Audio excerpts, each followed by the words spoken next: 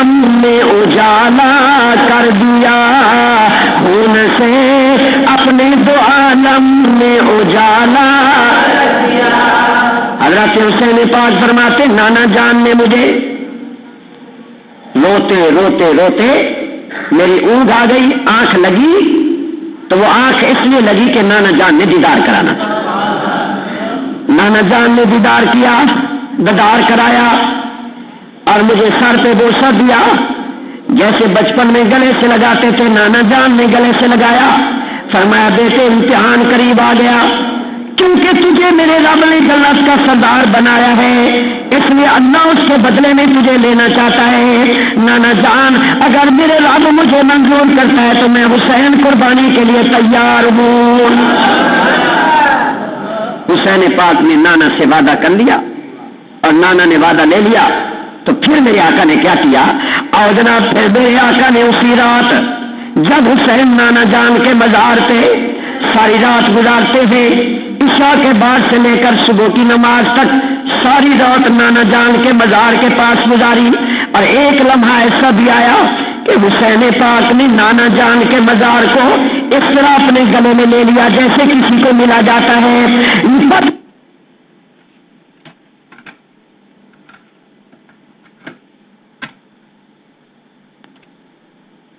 مدینہ مجھ سے چھوٹا جا رہا ہے، تو پیارے حسین کہتے ہیں نانا جان نے پھر مجھے دیدار کراتے ہوئے اپنے گلے سے لگایا اور فرمایا حسین میں اللہ سے دعا کرتا ہوں اے حسین اس دعا کو سن لے۔ تو نانا جان نے دعا کی اللہم آت الحسین صبرا و اجرا۔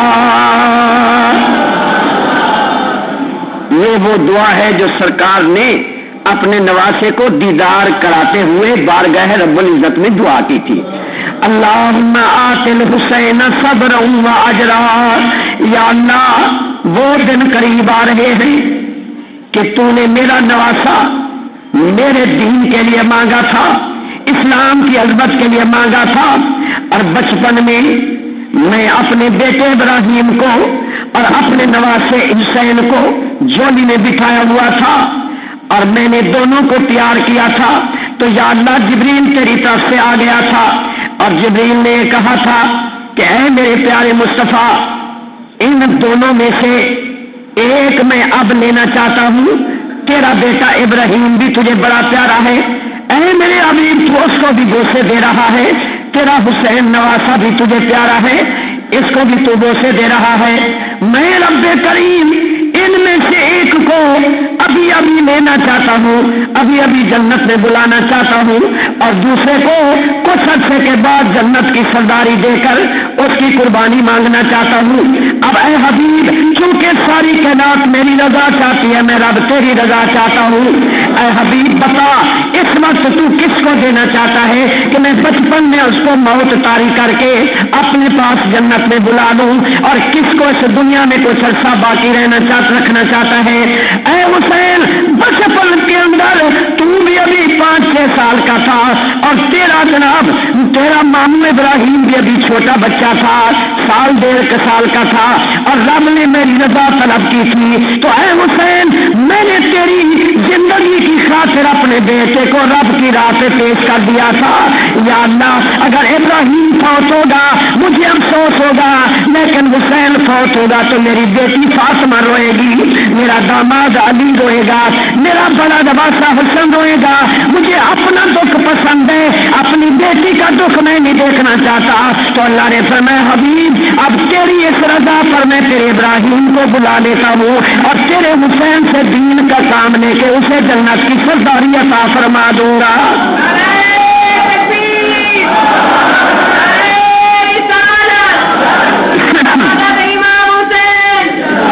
اے بیٹے حسین میں نے تیرے نام پر اپنا بیٹا قربان کیا تھا، تیرے نام پہ اپنا بیٹا بچپن میں دے دیا تھا۔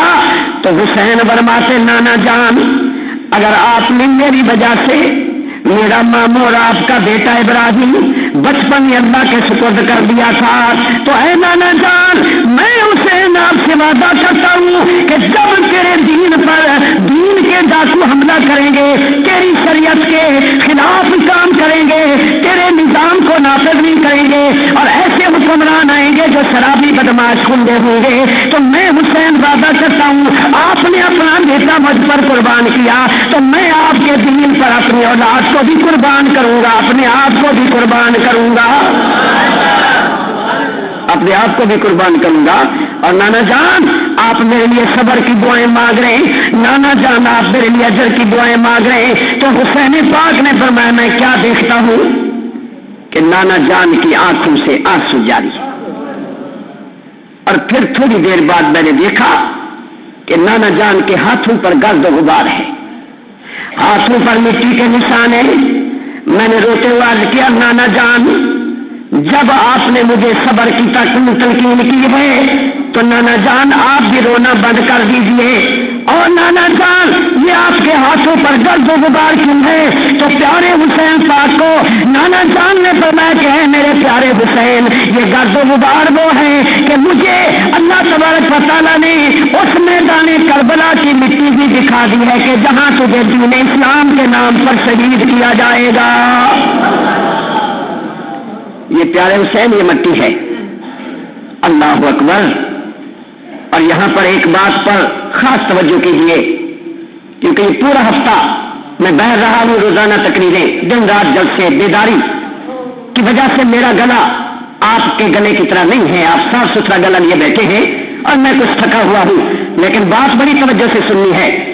حسین رضی اللہ تعالی عنہ کے بچپن میں سرکار دو عالم کو علم تھا کہ میرے حسین کو ایک دن شہید، سارے بولیے ایک دن شہید، کیونکہ اللہ نے بتا دیا تھا حضور کو علم تھا شہید کیا جائے گا. لیکن یہاں ایک نازک ترین بات جو میں آپ کو جمعے میں بار بار اپیل کرتا ہوں کہ دائیں بائیں مت دیکھیں، نیچے منہ نہ کریں، اور جب ذکر ہو رہا ہو اللہ کا، اللہ کے رسول کا یا اللہ کے پیاروں کا تو اس وقت تسبیح بھی بولو، تسبیح بھی نہ پڑھا کرو. کیوں کہ ذکر سننا بھی عبادت ہے. ذکر سننا بھی، آپ کہیں گے یہ اپنی طرف سے باتیں بنا رہا ہے. آئیے حدیث مصطفیٰ ہے ذکر الانبیاء عبادت. حضور فرماتے جب کسی نبی کا ذکر ہو رہا ہو تو ذکر کرنا بھی عبادت ہے، ذکر سننا بھی عبادت ہے. ذکر سننا بھی. اور آگے چلیے، حسین تو نبی نہیں تھے، صحابہ تو نبی نہیں تھے، اہل بیت تو نبی نہیں تھے، نبوت تو میرے آقا پر ختم ہے، آپ خاتم النبیین ہیں. لیکن قربان جاؤں آقا کو علم تھا کہ بعض بدبخت لوگ ہوں گے جو کہیں گے ابو بکر کا ذکر نہ کرو، عمر کی باتیں نہ کرو، عثمان کی شان بیان نہ کرو، شیر خدا کی باتیں نہ کرو، حسنین کا ذکر نہ کرو، داتا گنج بخش کی باتیں نہ کرو، خواجہ غریب نواز کی باتیں نہ کرو، بابا فرید کی باتیں نہ کرو. بعض داڑیوں اور نمازوں والے ان باتوں سے روکیں گے. میرے نبی کو علم تھا، حضور نے اگلا فکرہ بھی مکمل فرما دیا. حضور نے فرمایا اندا ذکر الصالحین تتنزل الرحمہ، جب میری امت کے نیکوں کا ذکر ہوتا ہے اللہ اپنی رحمت کی برسات فرماتا ہے. اللہ اپنی رحمت کی، یہ بادل والی بارش برستی ہے تو درختوں کے پتے صاف ہو جاتے ہیں، گرد و غبار صاف ہو جاتا ہے، اور وہ بارش جو ہمیں نظر نہیں آتی جسے رحمت کی بارش کہا جاتا ہے، جب ابو بکر سے لے کر داتا صاحب تک، غوث پاک تک، بابا فرید تک، قبلہ کاظمی کریم تک جس بھی ولی کا ذکر ہو تو حدیث مصطفیٰ کے مطابق اس ذکر کی محفل پر فرشتے رحمت کی بارش کرتے ہیں، اور جب فرشتے رحمت کی بارش کرتے ہیں تو اللہ بندوں کے گناہوں کو دھو ڈالتا ہے. اللہ بندوں کے گناہوں کو، اس لیے پتہ نہیں کہ میرا آپ کا وظیفہ اور تسبیح قبول ہو نہ ہو، لیکن نبی کی بات تو غلط نہیں ہو سکتی. حضور فرماتے ہیں جب میرے نیک بندوں کا ذکر ہوتا ہے اللہ کی رحمت برستی ہے، تو میرا یقین ہے کہ شہدائے کربلا کے ذکر سے رحمت خداوندی برس رہی ہے اور ہمارے گناہ مٹتے جا رہے ہیں. میرے آقا سرور کائنات کے غلاموں پیارے حسین سب کے رضی اللہ تعالیٰ عنہ، بچپن کا عالم ہے، اور ایک دن سرکار گھر میں بیٹھے ہوئے رو رہے ہیں، آنسو بہ رہے میرے آقا کے، تو اے جناب گھر والے پریشان، ازواج مطہرات پریشان، صحابہ کرام پریشان، آقا آپ ساری کائنات کے مخدوم ہو کر، ساری کائنات کے سردار ہو کر، مالک و مختار ہو کر رو رہے ہیں۔ سرکار نے فرمایا کہ ایک دن آئے گا کہ میرے دل کے ٹکڑے حسین کو شہید کیا جائے گا۔ اور پھر یہاں جو میں آپ سے توجہ کی درخواست کر رہا ہوں وہ کیا کر رہا ہوں، اور خدا را اس بات کو نہ بھولنا ورنہ آپ کو لوگ اغوا کر کے رائے گنڈ لے جائیں گے، اس لیے میں چاہتا ہوں ان سے بچو اور ہر وقت یا رسول اللہ کے نعرے لگاتے رہو۔ توجہ سے سنیے، میرے آقا نے مٹی اپنے ہاتھ میں لی ہوئی تھی تھوڑی سی، اور آپ نے فرمایا ام سلمہ، کیونکہ ام سلمہ رضی اللہ تعالی عنہا بھی میرے نبی کی زوجہ مطہرہ ہے، پہلی زوجہ خدیجہ الکبریٰ، سرکار کی 9-11 بیویوں میں سے ام سلمہ بھی ایک ہے، حضرت عائشہ صدیقہ بھی ہیں، حضرت حفصہ بھی ہیں، حضرت میمونہ بھی ہیں، حضرت زینب بنت جاش بھی ہیں، حضرت ام سلمہ بھی ہیں، سرکار کی بیوی ہے ماریہ کبطہ بھی ہیں، پوری ہیں، لیکن ان میں سے جو ام سلمہ ہے نا، ام سلمہ، سرکار نے وہ مٹی ام سلمہ کو دی۔ کس کو دی؟ اور فرمایا ام سلمہ یہ مٹی کسی شیشی میں بند کر کے رکھ دو، اور جس دن یہ مٹی خود بخود خون بن جائے گی سمجھ لینا میرا حسین اسلام پر قربان ہو گیا ہے، میرا حسین دین کے نام پر۔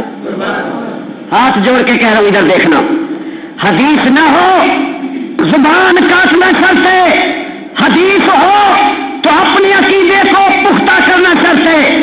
اب میں آپ سے جو سوال کرتا ہوں وہ سن لیجئے کہ وہ مٹی حضور نے سیدہ عائشہ کو کیوں نہیں دی؟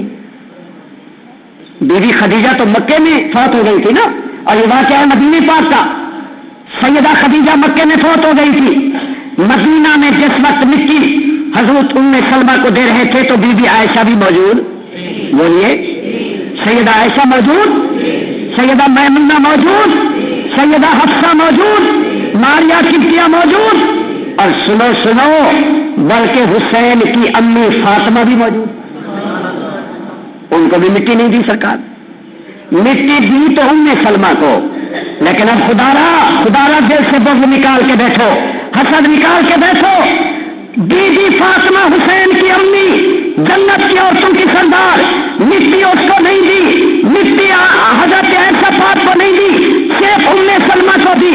کیوں؟ کہ نبی کو قیامت تک کی باتوں کا علم ہوتا ہے، حضور کو علم تھا کہ جس دن حسین شہید ہوگا فاطمہ بھی فوت ہو چکی ہوگی، عائشہ بھی وصال کر چکی ہوگی، حفصہ بھی وصال کر چکی ہوگی، اگر اس وقت زندہ ہوگی تو ام سلمہ زندہ ہوگی۔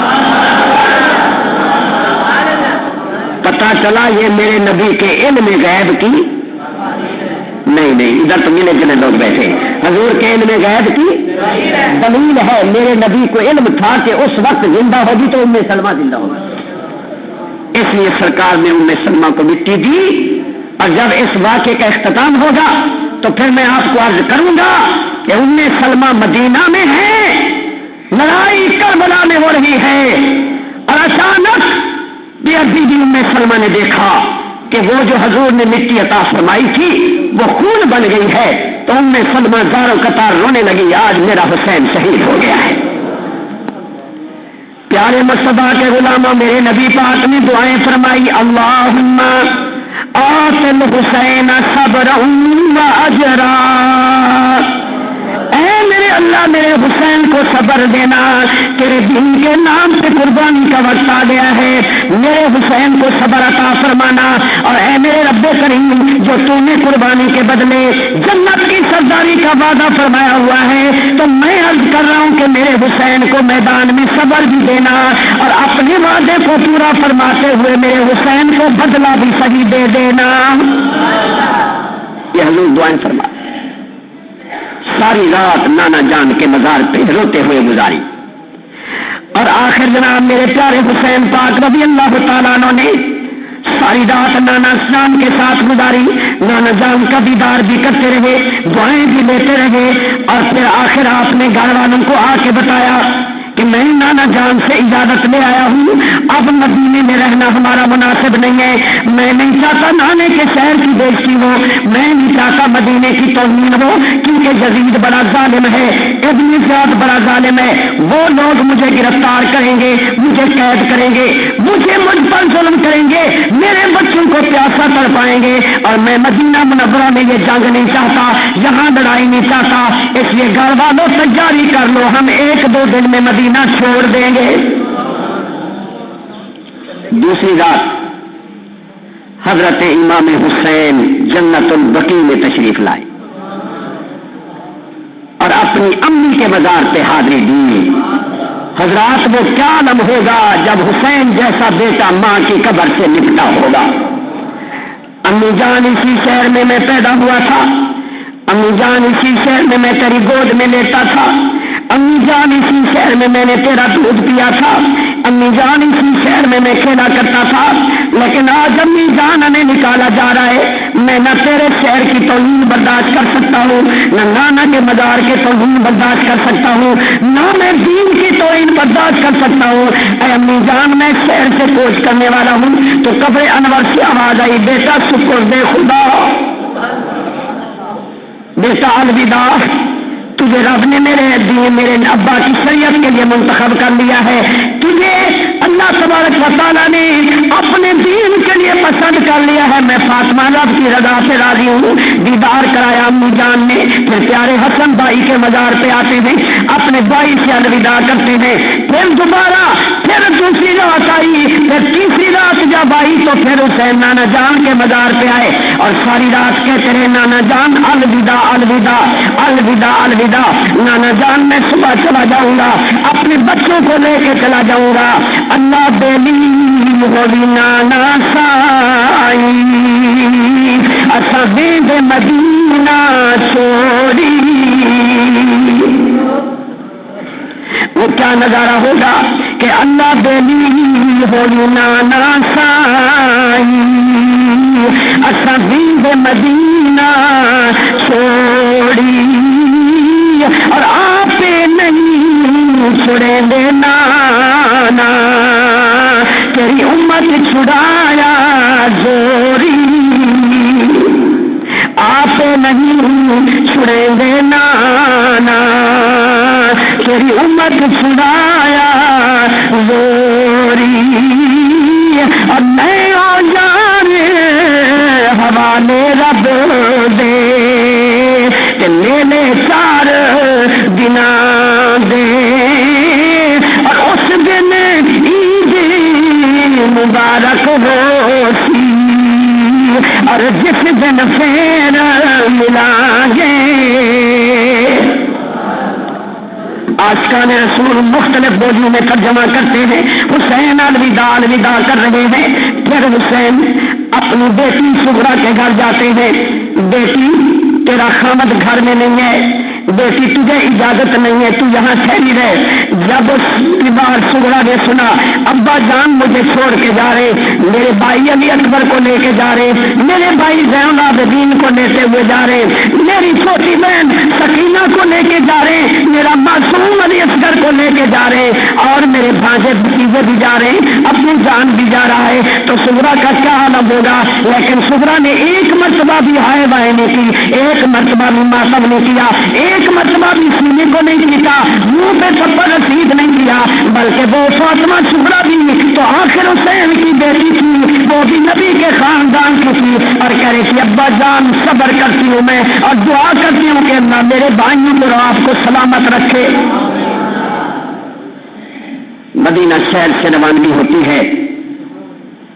آخر شعبان کے مہینے میں 4 شعبان کو حسین نانا جان کے مزار اور شہر کو دیکھتے ہوئے الوداع ہو رہے. وہ کیا منظر ہوگا جب حسینی قافلہ مدینے سے جا رہا ہوگا, اور اس حسین کی الوداعی مدینے سے فراق, مدینے سے یہ فراق اور یہ ہجرت اور مدینے سے نکلنا، اس ساری باتوں کا گناہ یزید کے سر ہے۔ کس کے سر ہے؟ افسوس اس مسلمان پر جو آج بھی مولوی ہو کر کہتے ہیں یزید کا کوئی قصور نہیں تھا، اور مولوی تیری نمازیں روزے حج لعنت بن جائیں گی، تیرے منہ پہ ماری جائیں گی، اس لیے کہ مدینے کے گورنر کو آرڈر دینے والا بھی یزید تھا کہ حسین سے زبردستی بیعت لو، وہ نہیں بیعت کرتا تو قید کر دو، مزید ضد کرے تو قتل کر دو یا میرے پاس بھیج دو۔ یہ پیغام بھیجنے والا کون تھا؟ اور آج کا ملا کہے یزید کا کوئی قصور نہیں تھا تو ظالم تیرا حشر یزید کے ساتھ ہوگا، ہمارا حشر پیارے حسین کے ساتھ ہوگا، حسین کے ساتھ ہوگا۔ تو حضرت محترم پیارے نبی علیہ السلام کے غلاموں، آپ مدینے سے جا رہے ہیں، یہ منظر مجھ سے بیان نہیں ہو سکتا۔ آپ اپنے معصوم بچوں کو قافلے کو لے کر مکہ شریف میں آ جاتے ہیں۔ جب مکہ شریف میں آتے ہیں ہزاروں کی تعداد میں، لوگوں کو پتہ چل گیا کہ نبی کا نواسا آ گیا، وہ نواسا آ گیا جس کو حضور چوما کرتے تھے، جس کو سینے سے لگایا کرتے تھے، جس کو نبی پاک سونگا کرتے تھے، اپنے کندھے پہ بٹھا کے حضور مدینے کی سیر کراتے تھے، اور وہ حسین آ گیا جس کو حضور نے فرمایا تھا کہ حسین تجھے اور تیرے بھائی کو میرے رب نے جنت کے نوجوانوں کا سردار بنا دیا ہے۔ لوگ کشاں کشاں پیارے حسین کی بارگاہ میں آنے لگے، زیارت کا شرف حاصل کرنے لگے۔ اب مکہ میں رش ہو گیا۔ شعبان، رمضان، ذوالقعدہ، یہ تینوں مہینے حضرت حسین پاک نے مکہ شریف میں گزارے۔ اب اس دوران کوفے والوں کو پتہ چلا، جہاں مولا علی کو شہید کیا گیا تھا، اب کوفے والوں کو پتہ چلا کہ حسین پاک مدینہ چھوڑ آئے ہیں، مکے میں آ گئے ہیں، تو کوفے والوں نے خط لکھنے شروع کر دیے، کافر بھیجنے شروع کر دیے، حسین ہمیں پتہ چلا ہے آپ یزید کو حاکم نہیں مانتے، اس کے ہاتھ پہ بیعت نہیں کرتے، آپ کو مدینے سے جناب آپ کو مدینہ چھڑا دیا گیا ہے، آپ مکے میں تشریف لے آئے ہیں، ہمارا یہ مطالبہ ہے کہ مکے میں بھی آپ کو چین سے نہیں رہنے دیا جائے گا، اس لیے پیارے حسین اے نواز رسول آپ کوفے میں تشریف لے آئے، ہم آپ کی حفاظت کریں گے، آپ کی خدمت کریں گے، آپ کی نگرانی کریں گے، یزیدیوں کا مقابلہ کریں گے، اس لیے مہربانی فرما کے آپ کوفہ میں تشریف لائے۔ ایک نہیں، دو نہیں، 10 نہیں، 20 نہیں، 50 نہیں، بلکہ 150 خطوط کوفے سے آ گئے مکہ شریف میں، اور مکے کے گورنر کو بھی پتہ چل گیا کہ یزید کو پتہ چلا کہ مدینے سے مکہ میں آ گئے ہیں، تو مکے کے گورنر پر یزید نے سختیاں شروع کر دی کہ اس حسین کو تو یا تو میری بیعت کر لے یا یہاں سے اس کو گرفتار کر کے میری طرف بھیجو۔ پتہ چلا کہ اول سے آخر لے کر ہر کام میں یزید شریک ہے۔ یزید کیا ہے؟ یزید شریک ہے، یزید اس ظلم میں شریک ہے جس طرح پرویز مشرف مہنگائی میں شریک ہے۔ پولیس والے وردی میں بیٹھے جمعہ پڑھنے ہیں، وہ آپ کو پکڑ نہیں آئے، پرویز مشرف مہنگائی کے ظلم میں، قتل میں، چوریوں میں، یہ پرویز تباہی ہو یا پرویز مشرف ہو، امریکہ کی ایجنسی میں شامل ہے، بش کی وفاداری میں شامل ہے، دین کی دشمنی میں شامل ہے، مہنگائی بے حیائی میں شامل ہے، یہ جو لاہور کی سڑکوں پر لڑکیوں کے ریس کرا رہے یہ یزید کے ساتھی ہیں، جو کہہ رہے بسنت منواؤں گا وہ یزید کا ساتھی ہے، جو کہتے ہیں مسجد مدرسے نہیں بننے چاہیے وہ یزید کا ساتھی ہے، جو کہہ رہے داڑھی والے پسند نہیں ہو، تو آپ میں سے کوئی ہے حسین کا ساتھی؟ نہیں نہیں نہیں، یہ تو پتہ چلے گا جب ووٹ آئیں گے، کیونکہ صرف آپ کے سارے سیاستدان موجودہ یزید کی پارٹی میں شامل ہو چکے ہیں اور آپ سب انہی کے ووٹر سپورٹر ہیں۔ میں نے الیکشن میں دیکھا تھا لمبی لمبی داڑھی والے، ہمارے ہاتھ چومنے والے، ہر مہینے 11ویں شریف کرنے والے ایجنٹ ان کے تھے جو یزید کے ایجنٹ، مجھے کہتے تھے ابھی صاحب مجبور ہیں، ساری گاہ کھلوا گھنسن، ساری گھی چوا گھنسن، ساری چوری کرا گھنسن۔ حسین تو نہیں سوچا تھا کہ میرے علی اصغر کو ذبح کیا جائے گا، حسین نے نہیں سوچا تھا میرے علی اکبر کو شہید کیا جائے گا، حسین کو نہیں پتا تھا کیا کہ میرے بچوں کا پانی بند کیا جائے گا، لیکن حسین نانا جان کے مشن اور اللہ کے دین پر قائم تھے۔ آپ نے کہا علی اصغر دے سکتا ہوں، علی اکبر کی جوانی دے سکتا ہوں، سکینہ کی معصومیت دے سکتا ہوں، زین العابدین کی بیماری دیکھ سکتا ہوں، اپنے بھائی کے بازو کٹے ہوئے دیکھ سکتا ہوں، نبی کی شریعت کی گستاخی برداشت نہیں کر سکتا۔ پھر ہم کس منہ سے ہاتھ اٹھاتے کہ ہم حسینی ہیں؟ نہیں، اگر پاکستان کا ہر بندہ یہ تہیا کر لے کہ میں حسین کے نقش قدم پہ چلوں گا تو یہ موجودہ وزیر MLA MP یہ ہماری جوتیاں چاٹیں گے اور یہاں قرآن کی حکومت قائم ہوگی۔ آمین تو کہہ دو بھائی، اللہ قرآن والی حکومت عطا فرمائے۔ پھر پچھلے جمعے کا جملہ دوہرا دیجیے، حسین یزید کے مقابلے میں کیوں گئے تھے؟ نہ اپنی آن کی خاطر، نہ اپنی شان کی خاطر، محبت سے پڑھیے، نہ اپنی آن کی خاطر، نہ اپنی۔ یہ باہر جو بیٹھے ہیں وہ تو آنکھیں اٹھا کر دیکھ لیں اوپر مسجد پہ کام ہے کہ نہیں ہو رہا ہے کہ نہیں؟ لاکھوں کا کام ہے، اور پچھلے جمعے آپ کا چندہ صرف 3100 آیا۔ اب جلدی کرو، اگر آپ نے لیٹ کیا تو پھر نماز کے آپ ذمہ وار ہیں۔ میں حسین کا ذکر کر رہا ہوں، آپ مسجد کے لیے پیسے دیتے جائیں۔ کام ہو رہا ہے مسجد کا، اور رزق میں برکت دینے والا کون ہے؟ یہ دیکھیے بابا جی نے سب سے پہلے 50 روپے مسجد کے لیے دیے، ماشاء اللہ۔ جلدی کیجیے، وقت تھوڑا ہے، یہ 50 روپے بھی واپس نہیں، مسجد کے لیے جو کچھ دے سکتے ہیں سارے پڑھیے۔ نہ اپنی آن کی خاطر، نہ اپنی شان کی خاطر، صرف سننا اور پڑھنا نہیں، کچھ کھڑے ہو کر ثواب بھی لے۔ آتے جائیں میرے پاس 10 20 50 100 مسجد کا کام تاکہ رکے نہ، ہر جمعہ لایا کرے، ماشاء اللہ یہ آ رہے پیسے۔ نہ اپنی آن کی خاطر، نہ اپنی شان کی خاطر، نہ اپنی آن کی خاطر، نہ اپنی شان کی خاطر، وہ میدان میں نکل آئے فقط اسلام کی خاطر، وہ میدان میں نکل آئے فقط قرآن کی خاطر۔ شاباش، جلدی کیجیے، مسجد شریف کے لیے زیادہ سے زیادہ تعاون کیجیے، کام جاری ہے، مستری مزدور لگے ہوئے ہیں اور لاکھوں کا کام ہے۔